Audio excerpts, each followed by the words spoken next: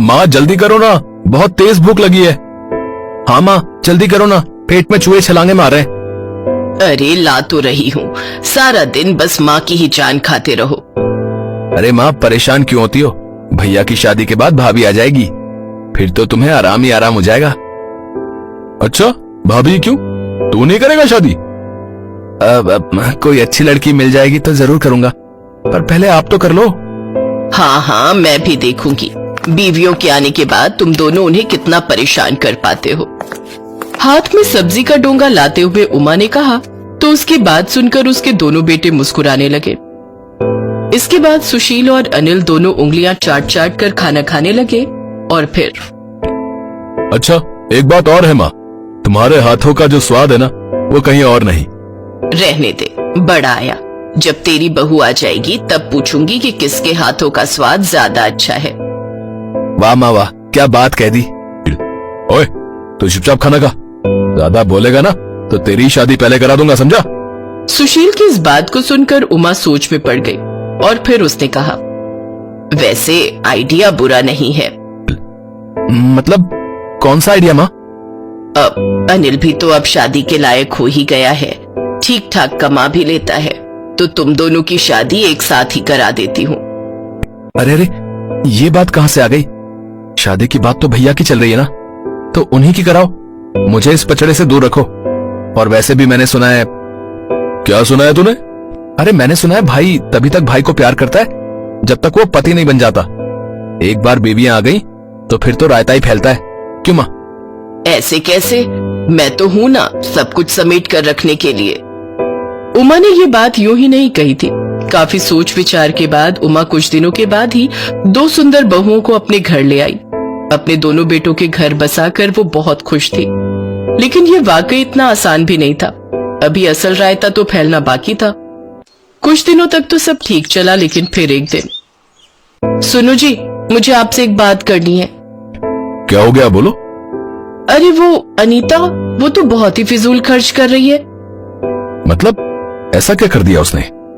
जब देखो खाने में पनीर, चाप, मुर्गा, बस यही सब बनाती रहती है। हाँ तो क्या हो गया? हुआ ये कि जो राशन 5-6 हजार में पूरा हो जाना चाहिए था, मैडम की वजह से 12-15 हजार तक पहुंच रहा है। ऐसे ही चलता रहा तो हम तो सड़क पर आ जाएंगे। अपनी पत्नी सुनीता की बात सुनकर सुशील भी सोच में पड़ गया। मगर ये कहानी सिर्फ इसी कमरे में नहीं चल रही थी, बल्कि दूसरे कमरे में भी यही हाल था। छोटे भाई अनिल की पत्नी अनीता भी उससे अपनी जेठानी की शिकायत कर रही थी। देखो जी ऐसे नहीं चलेगा, मैं कह देती हूँ। पर हुआ क्या? तुम्हारी भाभी भिखारियों के खानदान से है क्या? अरे ऐसे क्यों बोल रही हो? सारा दिन बस दाल, चावल, पोहा, खिचड़ी यही सब बनाती रहती है। अरे 4 दिन की जिंदगी है और सिर्फ 3 टाइम खाना है, तो कुछ अच्छा तो खाओ।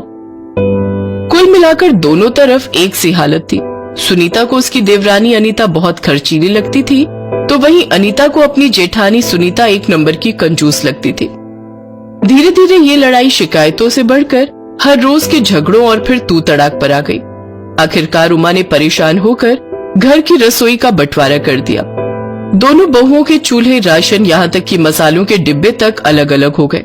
दोनों बहुएं अलग अलग वक्त पर खाना बनाने लगी और रसोई के इस बंटवारे के साथ ही दोनों भाइयों ने भी आपस में बातचीत करना बिल्कुल बंद कर दिया।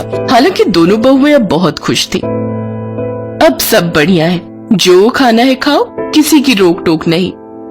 अब मजा आएगा, जब ये ऊट पटांग खाकर पेट खराब होगा ना तब पता चलेगा। दूसरी तरफ उमा इस सब से बिल्कुल खुश नहीं थी। वो बस इसी सोच में डूबी रहती कि आखिर कैसे दोनों बहुओं में सुलह हो और घर की रसोई फिर से एक हो जाए। और तभी उमा को एक आइडिया आया। जिस वक्त रसोई में कोई नहीं था, तभी उमा चुपचाप रसोई में गई और अनीता के आटे के डिब्बे में से ढेर सारा आटा निकाल लिया।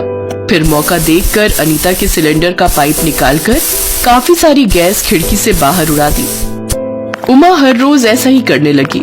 कभी वो दाल निकाल लेती तो कभी किसी के चावल कम कर देती। इस वजह से दोनों बहुओं का राशन बहुत जल्दी खत्म होने लगा।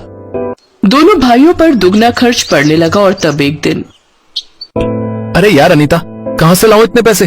भला ऐसा भी क्या बनाती हो रोज जो महीने का राशन 15 दिनों में ही खर्च हो गया? अब ऐसा करो, तुम रहने दो, अम्मा ही रसोई चलाएंगी, तुमसे नहीं हो पाएगा। उधर घर के दूसरे कमरे में भी कुछ ऐसा ही हाल था। एक तो सारा दिन खिचड़ी और दाल चावल खाकर मैं खुद पक चुका हूं, और उसमें भी तुम्हारी रसोई में राशन इतनी जल्दी खत्म हो जाता है?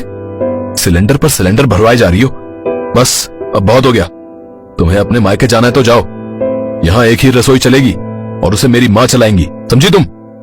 उमा का तरीका काम कर गया था।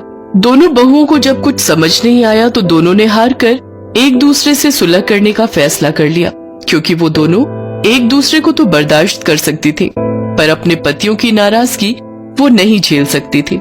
और इस तरह उमा की रसोई में खिंची लकीर मिट गई और दोनों बहुएं मिलजुल कर अपनी एक रसोई चलाने लगी।